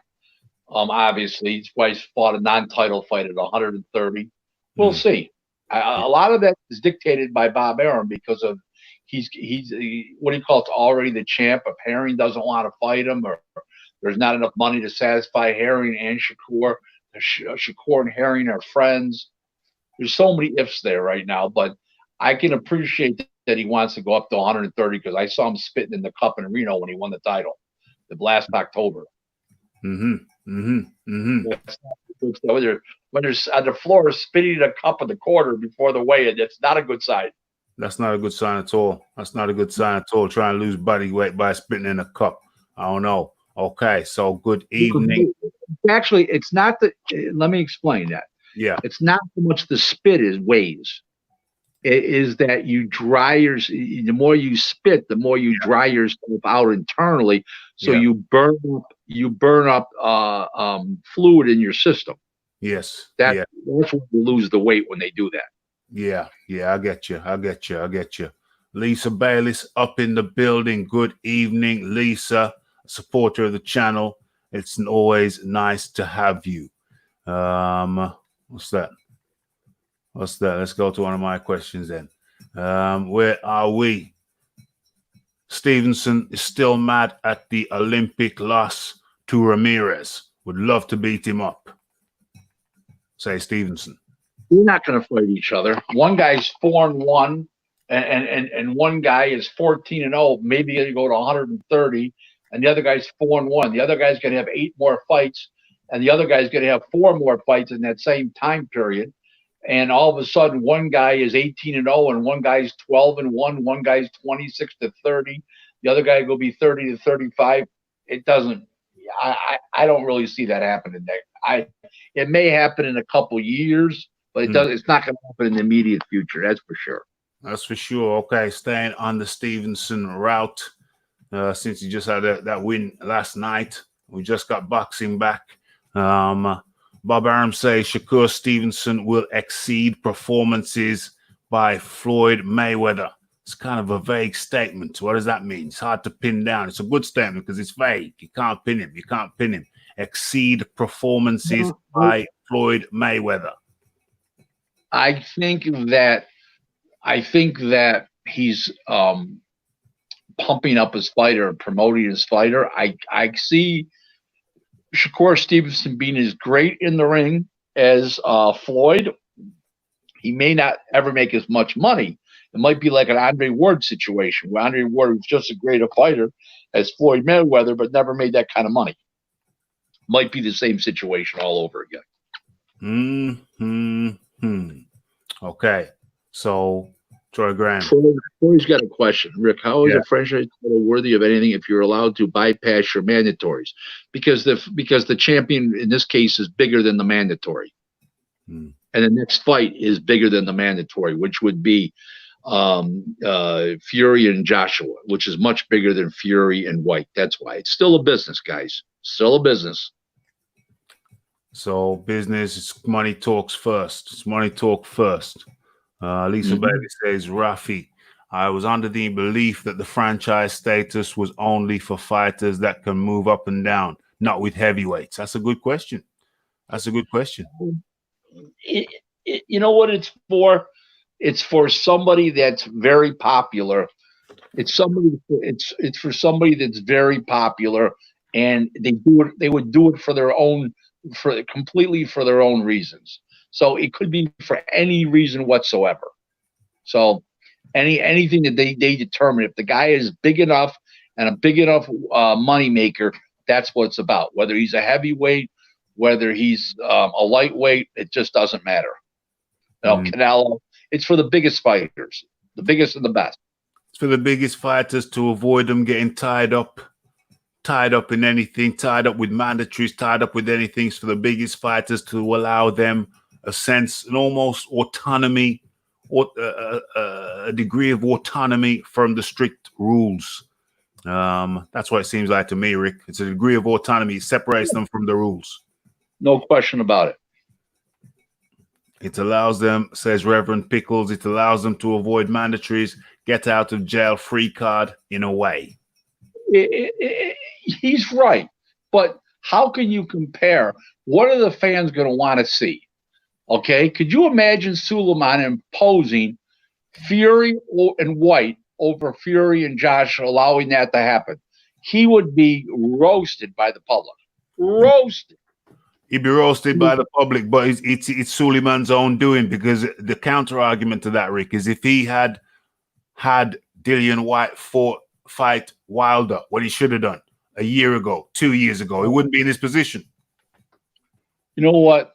There's no question about that. But like I said, you can't go back on that kind of history. He did wrong then.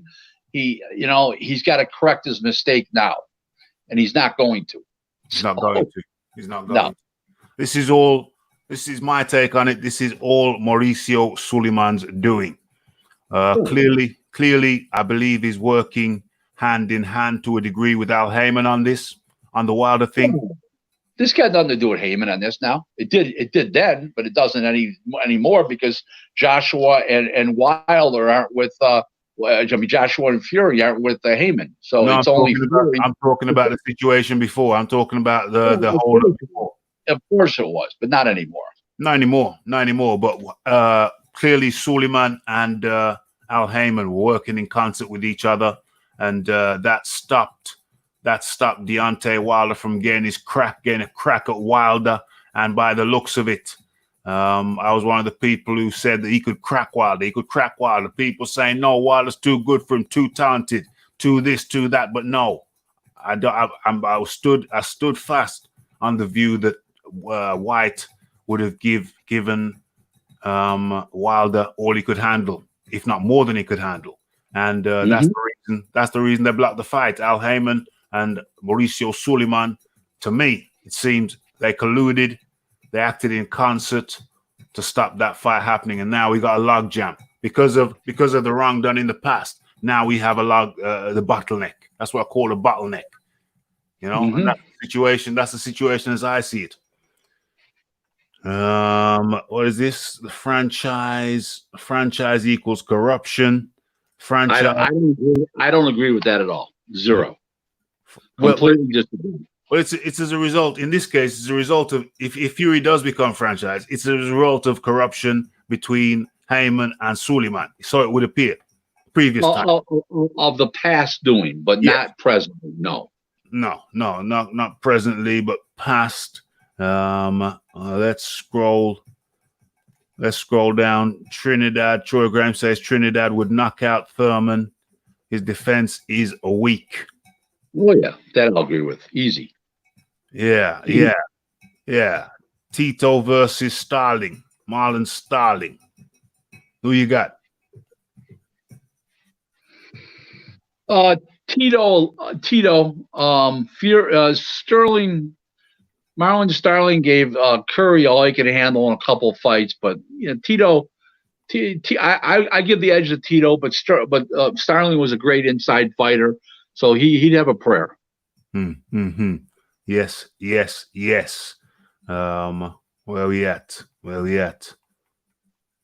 Trinidad would push the pressure on Spence. You put the pressure on him. I don't think there's much doubt about that. It's the temple shots that put him down, not the chin. Yeah, the temple. Look, give me a minute. Believe it or not, somebody's knocking on my door. Be right back. Okay. No problem, Rick. No problem. We'll be right here. We'll be right here. Okay. So where we at? Temple shots.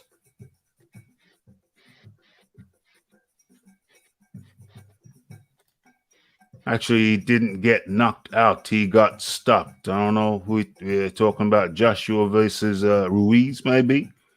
Joshua has to beef up his smash and grab tactics. Yeah, absolutely. His clinching. We talked about it before. Me and AJbxng, we did a video back. How long ago was that? A video maybe earlier on in the year. Where are we now? Damn, halfway through 2020. And half of that's been spent in isolation. Mad things. Joshua has to beef up his smash and grab tactics. He isn't going to outbox Tyson. His strength in the fight is his power. How do I see it going? Yeah, damn. Really gonna have to sit down and round table this one. Are you good, Rick? The last time I had to make a deal, today I had to open up a bottle of the jar of pickles for my neighbor here, who's about 85. We're doing a good deed. That's a good thing. Joshua has to beef up his smash and grab tactics. He isn't going to outbox Tyson. His strength in the fight is his power. Agreed. 100%. Spot on. Absolutely. Layla is 41. Indeed. That's what I said. Layla is 41 and she is fine. Has anyone been in contact with James Tony and asked him why he did a no-call show as a special guest on the Combat Radio? Well, that was Troy's first deal, and I think that one got a little bit rushed. We got a better protocol now. We're employing a protocol, which means that can't happen. But that was most unfortunate. Okay, so where are we now? Rick, what does Fury physically bring to the ring to keep Joshua at bay? Flicking jab. High ring IQ, ring savvy, a jab, footwork, lateral movement, a little bit of everything. Joshua's not coming in on him with around that jab, that super educated jab he's got, and then comes back with that right hand. Don't forget, Joshua does not have the greatest chin the world's ever seen. Nobody's going to mistake him for Ali or George Chuvalo. Trust me. And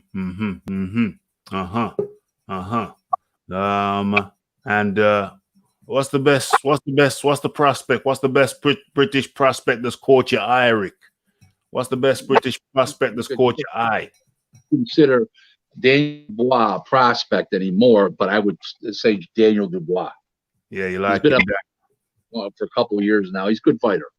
Very good. Excellent fighter. Very, very good fighter. Maybe Lopez can get him in a rematch. Lopez, you're talking about Lopez getting Lomachenko. They're talking about Lopez. They're saying Lomachenko beats Lopez, but maybe Lopez comes back in the rematch. Depends how the first fight goes. They're talking about a rematch. The first fight ain't happened yet.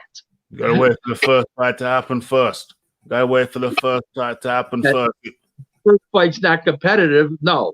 If Lomachenko gets knocked out, blasted out, he may never fight again. If the other guy gets played with, like Joe Calzaghe did to Jeff Lacey, they're not going to stick Tiafimo in with him again. If that happens. So probably not, unless it's a great fight or it's close. Unless it's a great fight that is close. What? Yui Fury and Dubois in a couple of years. What? Dubois attack Yuri Fury now. Why a couple of years? A couple of years. You mean a couple of weeks? Give him a couple of weeks. We're going back to Fury. It's a big topic. It's a big topic. Rick, I think Fury is good, but I can't call him great until he defeats Joshua and White. Is Fury great already? Is Fury great already, Rick? Yeah, he is. I'll tell you the reason why he's great already. He beat Klitschko, okay? Played with him. He really beat Wilder the first time. He didn't get the nod. He got up from the dead. He didn't get the nod on the judges' score. He should have. And he destroyed him in the rematch. Those are three major fights. I mean, tough to argue. Man's 30-0. It's tough to argue. He's a prohibitive favorite against Joshua. You know, like you say, 3 out of 4 people pick him to win. Yeah.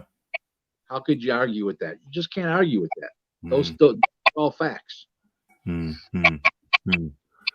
Said that's great for this era, not of all times. I don't think you said all times. You didn't say all times. No, not all time, but he's a great fighter. I mean, listen, I can't put him on the same level as George Foreman in his heyday, and Ali in his heyday, and Larry Holmes in his heyday. They'd be very hard pressed. And another thing is, Vitaly Klitschko had the older brother had an unbelievable jab himself, was big, tall, and strong, and he was a really good athlete too, and had those same tendencies, those same characteristics that Fury did. So I don't buy that. He's not beating Vitaly Klitschko so easy either. Yeah, absolutely. Yeah, Anderson looks strong for a 20-year-old, a new young heavyweight. Yeah, Vanello looked real good. Vito Vanello from Italy, he looked real good. Undefeated heavyweight, now 7-0 with 7 knockouts. Another first-round knockout last night over a competent professional. It wasn't in any shape, by the way. No. What's this? Rick, how far do you think Usyk is going to go as a heavyweight? Uh-oh. Rick's frozen again. That Say again, Rick. Sorry, you froze up there, Rick. You froze. Can you say it again, please? We've answered that question multiple times, but Usyk can become a heavyweight champ, but he's not going to beat Fury, and he probably wouldn't beat Joshua, but he bides his time. One of the titles becomes vacant. He fights for the vacant title. He can become champ. Yes. Very, very, very, very possibly can. When the belts are all unified, undisputed, do you become known as the consensus champion? So if one belt or more is vacated, then became lineal or is recognized as the best? I'm a little confused by the question, but an undisputed champion is not necessarily the lineal champion, because the guy who could have been lineal champ could have retired. So it's tough to say, but if the guy keeps winning and he keeps winning all those titles, he's the best. Period. He's undisputed if he wins all those titles. Yeah. Yes. Heavyweight. 2 minutes to go. Fire away. Okay. We got 2 minutes. Heavyweights are so immobile these days. They're all going to have problems with Usyk.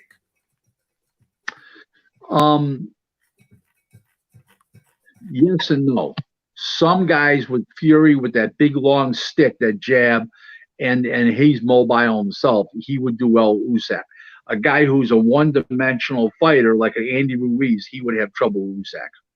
You might have trouble with Usyk, and I think we're rounding it up now. We think we're rounding it up now. For anybody with questions that we didn't get to, then save them till next week.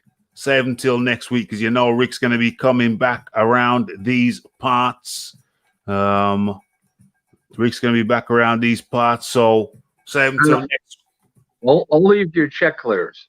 Oh, hey guys, hit that super chat button, hit the PayPal button so the check to Rick don't bounce. Come on, don't embarrass me.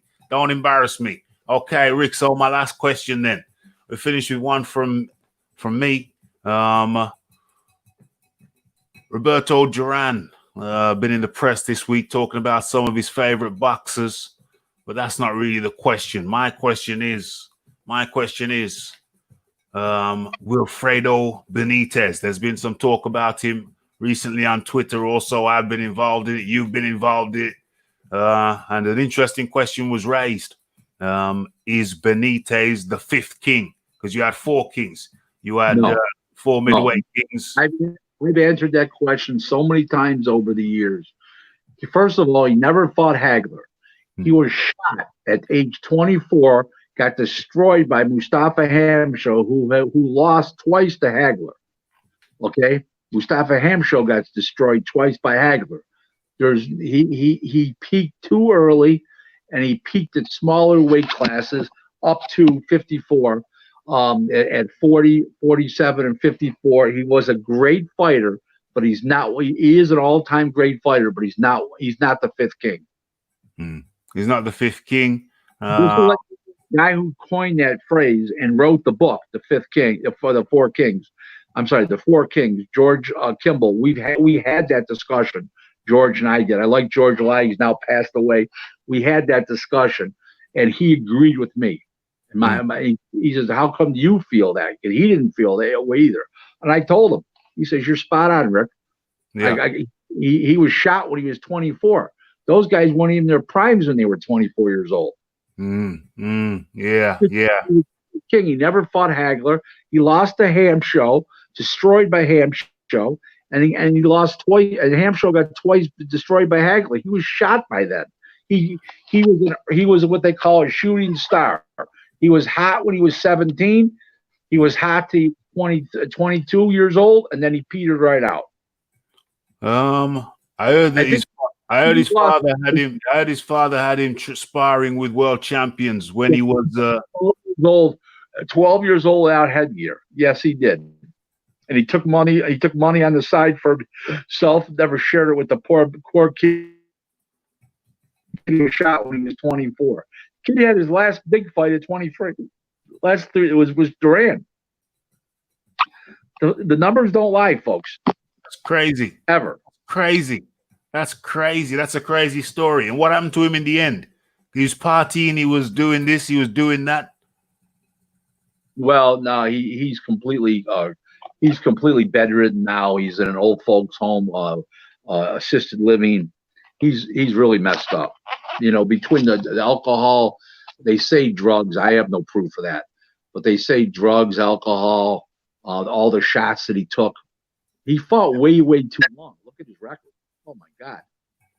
Like he fought up until 87, 88, somewhere around there, and he was shot in 83. So he fought on for five years.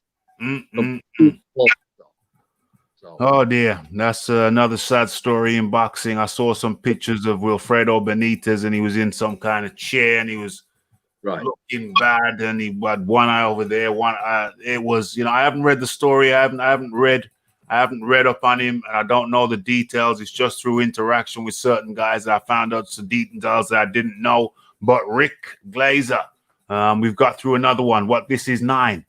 This is 9. This is our 9th one, and Rick Glaser, I'm asking you, will you accept the humble invitation of Raphael Dawkins Combat Radio to join us once again to make it 10?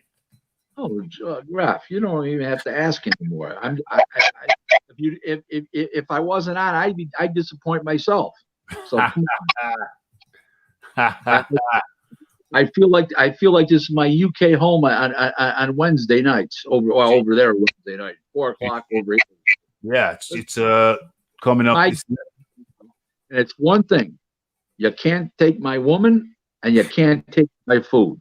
Okay, I live by the same rules, and you can't touch my money either. and you can't. So Rick Glaser, once again, you've come through for us, and of course, next week, same place, same time, we'll be doing it again with Rick Glaser. Much appreciation goes out to Rick Glaser taking time out of his day in this COVID era to share some boxing talk. On Twitter, Rick, it's at Real Rick Glaser 1. Real Rick Glaser 1, and make a long story short, Glaser, Glaser. And Ready? everything is in the description box. Everything, all Rick's details, the Facebook, the Twitter, every week in the description box. We also have the PayPal button in the description box. You got the super chat button, you got the like button, you got the subscribe button, and it's another week with Rick in the bag. Rick, see you next week, sir. Take good care. Bye-bye. Take care, folks. Take care, Rick Glaser. That was Rick Glaser. Sorry for the questions. I didn't get time to get through with Rick, but we've had him on for 1 hour 57, or probably 147, something like that. Why does my screen look so funny? Am I still on? Yeah. The timer's still going, but that was nice of Rick. The 10th one. It's great for Rick to take time out of his day to do this. Real talk, real boxing people. Respect to you, Rick, says the good Reverend Pickles. Philip Carl Roberts says, good show. I think he meant great show. It's always great time spending time with Rick Glaser. And we've gone through another one. And anybody who missed out, anybody who didn't catch my live earlier on, hold on, where's this? Where's the banner? The screen looks kind of naked. There you go. That's much better. That is much better. And where's my sliding thing? Where is it? How come that stopped sliding? What happened? Did time out? Did a sliding time out? Could do something up top as well. Okay, so where are we? Yeah, if anybody didn't catch the live earlier on today, when the news broke that Anthony Joshua will be fighting or had agreed, Joshua side, the Fury side had agreed to meet, then for sure, go ahead and check that out. What else is there to say? Everybody's gone quiet. So that's it. Rick Glaser, Boxing Talk with Raphie 32. Much thank goes out to Rick. Much thank goes out to everybody who came in the chat. Yeah, some good boxing talk. 2 lives today. So we're getting through it. We're getting the news direct to you. And what's happening tomorrow? Oh yeah, we got a special guest tomorrow. What is this? RGM. Is RGM in the building? Where is he? Oh, there he is.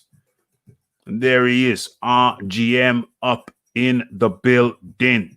Damn. Mr. Squiggles. Mr. Squiggly is in the area.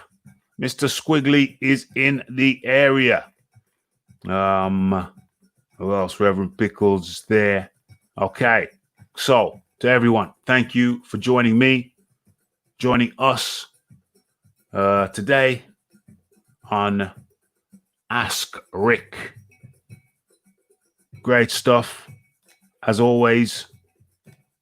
Great stuff, as usual. So tomorrow, we got an interview, 9 p.m. UK time.